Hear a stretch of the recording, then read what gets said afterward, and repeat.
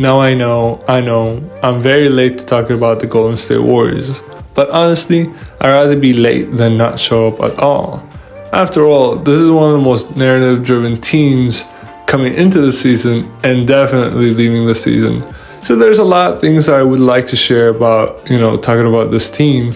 And also, there are a couple of teams I would like to talk about. As of the making of this video, the Minnesota Timberwolves are up 2-0 against the Denver Nuggets. So I don't know if I can catch up to that. Probably not, because as of the Golden State Warriors, I do have a couple of videos that I want to talk about. But that's a discussion for another day. Now, yes, you've read the title. And yes, I do believe the demise of the Dynasty has officially came.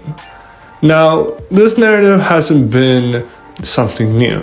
I would say this narrative started probably around the time KD left the Golden State Warriors to the Brooklyn Nets.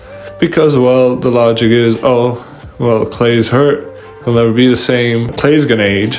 Draymond's gonna age. Steph is gonna age. And you don't have a Kevin Durant who's going to make it up for it. Plus, they don't have that insane depth that they had. And their 2020 season kind of proved it, because they were one of the worst teams in the league. Now, fast forward to today. Well, this team isn't really over. Steph is really good, arguably the best point guard in the league if you want to make that debate. Draymond is still a really good player for how old he is, but god damn it, Klay. Klay isn't as bad as what the media wants to tell you, but he's definitely not even half of who he used to be, which I guess is bad, but I don't think he's, Shanghai level bad. Now, if you ask me personally, when did the Dynasty die? I honestly believe it was after the championship, and kind of possibly in 2020. Well, I'm gonna explain before the championship, but I think it definitely died after the championship. If you don't remember what happened after the championship, let's just say in the 2022 offseason, Draymond was feeling like he was John Jones and tested it out on my boy Jordan Poole. Yeah, that video came out around that time, and he just gave him a nasty punch. I don't know what was the reason. Probably Jordan Poole was talking shit to him, and probably Draymond Green was just saying something. I don't know. Classic Draymond Green gets heated. Bam! You get a smack from him. That's how he is. After that video came out, it generated a lot of publicity for this team, and it was obviously not good publicity. It was bad publicity. And this was the last thing the defending champions needed, was bad publicity. So they were heading into the season with already unnecessary, unwanted, and could have been avoided very easily controversy. It shouldn't have been there in the first place. I think another issue too was that, and kind of the reason why I was saying 2020, was because after KD left, for whatever reason, after that horrible season they had in 2019-2020, they started to pick the two-direction method that I hate when teams have two generations at the same time. Not saying that you can't do it properly. There's a lot of teams that have done it properly, like the San Antonio Spurs with Tim Duncan and Robinson. When they had those two teams, it kind of felt like two generations, and obviously they won championships. But clearly, the old gen, being Klay, Steph, and Draymond, Steph was still Steph. And you could argue he was kind of getting better after 2018, 2019, if you want to argue that. I wouldn't, but you can make that argument.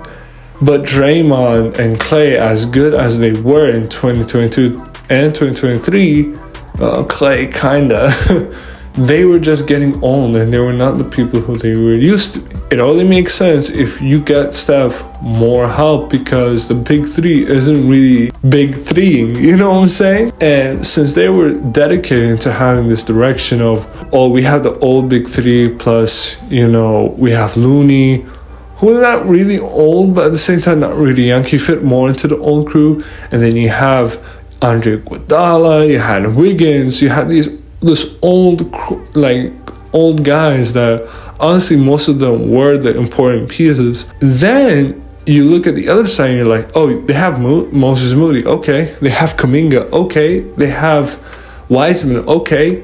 They have Pods, okay. I mean, Pods, was a rookie this year, but you get what I'm saying. They're having this two generation at the same time, and I always believe if both generations can't contribute, you gotta cut one out. There is no excuse. You gotta cut one out, because most of the time that will lead to turmoil. There will be no identity left in this team. You have to choose a direction. Not saying that a young team can't have vets or vets can't have young teams. You need vets and you need young people in a team. But when you have half of your roster being on a certain demographic and the other one being to the opposite demographic, it just ruins the team, honestly, and it kind of like puts the team in question, like, okay, are we going to be okay with not winning this year because we've developed these young guys all year long and we expect them to become better, and since they're becoming better, we can win it next year?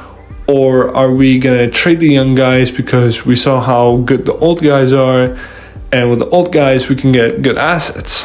But the Warriors didn't want to do it, for whatever reason. I felt like they're putting too much stock into the young guys, into Poole, into Kuminga, into Moody, and even if they do pan out, they're just not panning out as soon as possible, as soon as you need them to be, because you have Steph, and Steph is still a number one caliber option in a championship team. He's proven it in 2018, 2017, and he damn well proved it in 2019 and 2022. So he can do it. You can absolutely get great assets for them. And so once the punch happened, the Draymond Green punch happened, we were like, okay, they're going to have to trade Poole. They're going to have to probably trade Kuminga with him because he had that kind of horrible-ish, contract. But it wasn't really as bad as today, because when he was with the Warriors, he was actually looking very promising, and he was actually good. I don't know what happened to him in the Wizards. He was really good with the Warriors. So as the season goes on, 2022-2023 season, they kept basically the same team, and they went into the playoffs, and they faced off against the Sacramento Kings. They barely beat the Sacramento Kings. I believe they beat them in 6 or in 7. And I was like, yeah, this team is not going to win a championship if they're going to take a team like Sacramento. Don't get me wrong. Sacramento, I think, finished 3rd or 2nd. So they were a really good, regular season team. I think they finished 3rd. They were a good regular season team, but this is not a team that should be taking a playoff caliber team like a Nuggets 6 or 7 games. They're just not that level yet, and they've proven it this year. When they matched up against the Lakers, it honestly felt like it was a horrible mismatch, because all year long, they didn't want to trade their young assets. I mean, I guess they traded Wiseman, if I'm not mistaken, but they traded him for basically nothing. And they didn't get a big to address Jokic. They didn't get a big to address Anthony Davis and LeBron James. And they were relying too much on Draymond. And because of that, because of the horrible mismatch, because of the horrible front office not making the good decisions, the team lost in 6. Fast forward to this season, a lot of people are speculating what is going to happen. Is there going to be a big trade? Is there going to be a huge jump from Kuminga? And oh boy, it was not the case. Now, what about this season? What went wrong this season? Well, the first issue was Klay Thompson. And it saddens me, because Klay was one of my favorite players, not only watching, but imitating and playing as. He was the best 3-and-D player in the league, hands down. He was the best 3-point shooter after Steph Curry. And he was the best perimeter guard defender you had in this league. And obviously the injuries that happened in 2019 and in 2020 hindered his career massively. But when he came back in 2022, he obviously didn't look that bad. He was still really good. You couldn't leave him open. He was still able to create his shots. And it felt like, although he's not 2016, 2015 Klay, he's 80% there. He's 75% there. And still, 75% of prime Klay Thompson is a really good player. That shows you how good this guy was back in his day. But in the series in 2023 against the Lakers, he was exposed badly. I mean, to the point where he was kind of, I guess, the Aaron Gordon on this team, where they will a lot of times leave him open or lightly contest his shots because they were like, this guy's going to miss his shots. I mean, he hasn't been making most of his shots against the Kings. Might as well let this guy open. He was one of, if not the main reason why they lost to the Lakers, and throughout the entirety of the 2024 season, he was just not it. I believe the first 30 to 40 games he was a starter, they were trying to make him work. They were trying to make him be prime Klay or 2022 Klay, make him a starter, but he's just not it. That's just not who he was. He was very inefficient. He was low IQ. He was overall horrendous. They were giving him lesser minutes. They were giving his minutes more to Kuminga, more to Pods, more to Moody, more to all of the other contributors that were actually giving you something. Then it reached to a point where I believe on March or on February, they said, all right, it's not going to work. We have to bench you. And actually coming off the bench, he was actually really good. Like, for the first time in a long time, he actually looked very productive, someone who can actually contribute to winning basketball. But then we obviously know what happened in the play-in. When I hear teams wanting to sign him like the Orlando Magic or the Philadelphia 76ers, I ask myself why.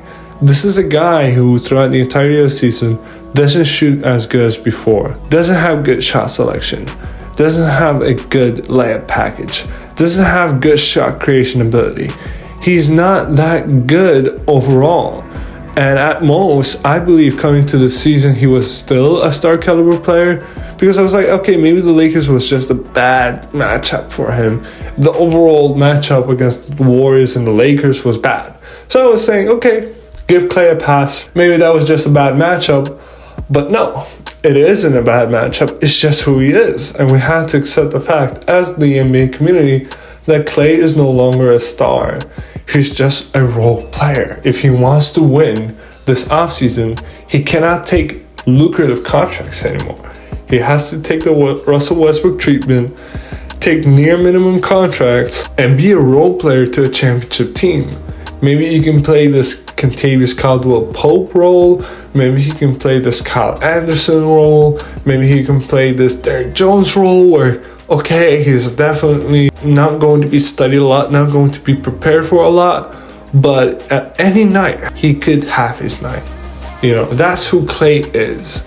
But most of the night, most of the season, expect him to give you 10 to 12 points, good efficiency, good field goal percentages. Don't expect anything crazy, because that's just not who he was. And not only that he was not that good, he was on a massive, horrible contract. Now they're going to come off of it. Throughout the entirety of the season, it was very hard to get rid of this contract, even though he was an expiring contract. Not a lot of teams wanted him because that's how bad he played. Now, the other reason is, again, this 2-generation lineup that they had.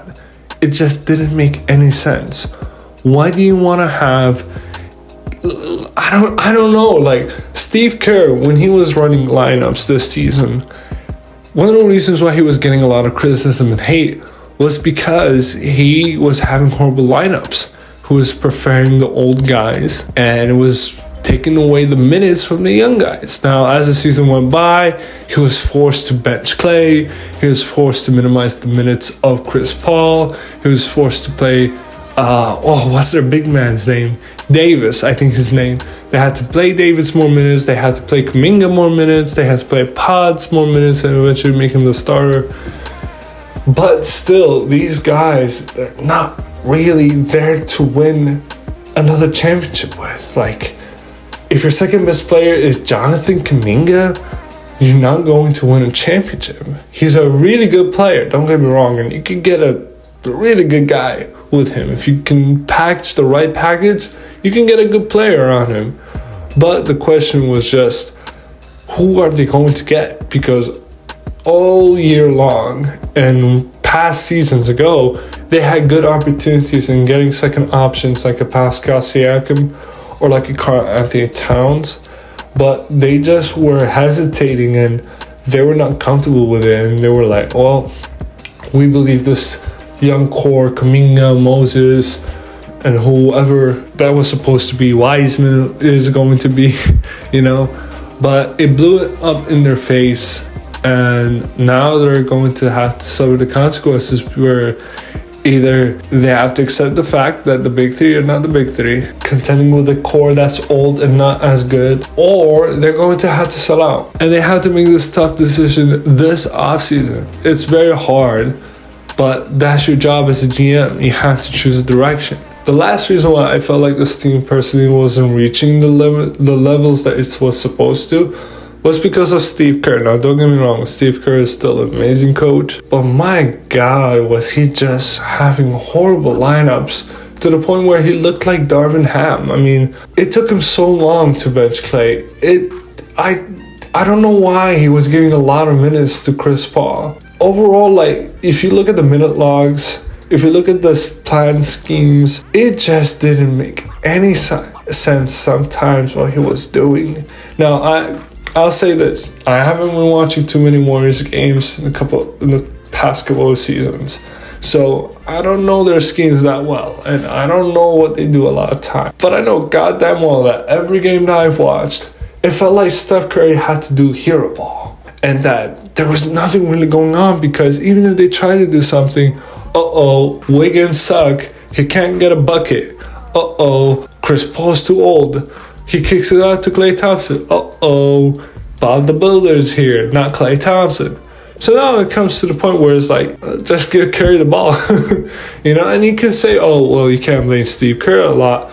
But just like Darvin Ham is like, even if you don't have the right assets to win, your job is not whether you get the assets or not. The job is how to maximize the assets, how to maximize the players. And I don't feel like Steve Kerr did an amazing job with it. I'm not saying that he should be fired, but I do think that he should reconsider a lot of his schemes, a lot of his plannings.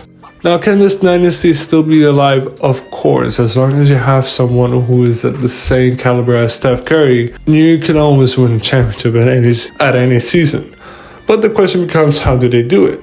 Well, I think the first thing they should do is try to convince Klay to come at a very modest contract.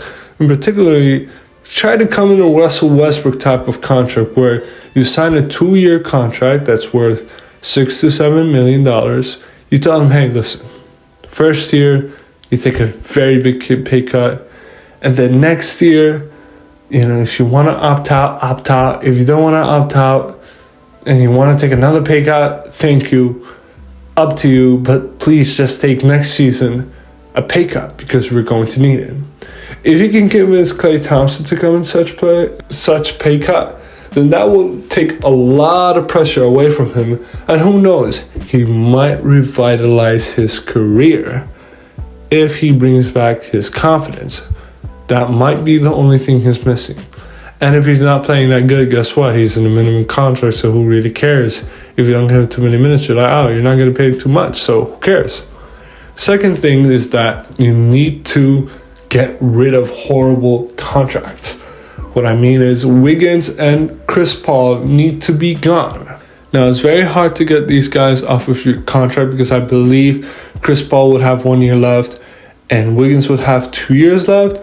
So Chris Paul might be easy because he's going to be an expiring contract heading into this offseason. But Wiggins is not really, because he's going to have 2 years after this year is concluded.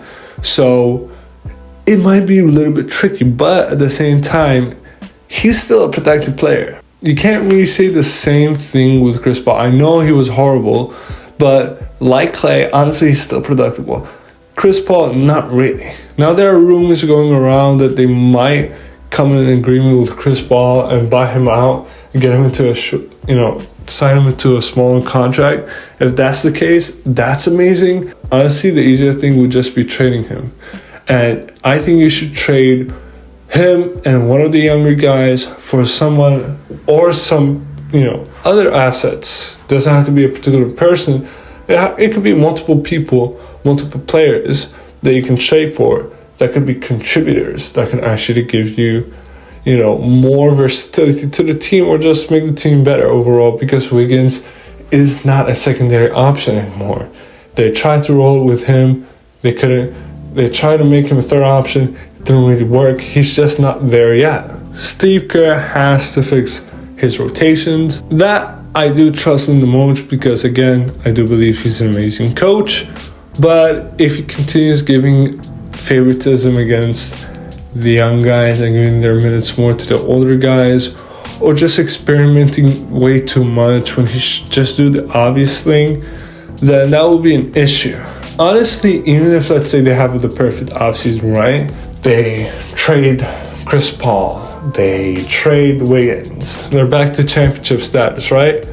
Honestly, it's still not. They still need to rely on the fact that both Curry and Kuminga are going to either exceed what they were last season, or at least keep it up. Especially with Kuminga. I mean, we think Kuminga is going to be a secondary option in the championship winning team, and we want to try it with. I think there are still good playoffs, runs that this team could have, but in terms of championship, I don't really see it. Well, that is it for this video. If you did not enjoy it, or you do enjoy it, but you still want to say, hey, you should do this better or do that better, definitely leave a comment. I always read those comments because I'm a small YouTuber. Leave all your thoughts down below, and I will obviously check them out. Again, like the video, subscribe to the channel. That will help the channel a lot. If you do like my content, support it. If you don't like it, at least leave a comment and let me know why. Alright, thank you for your time. See you next time.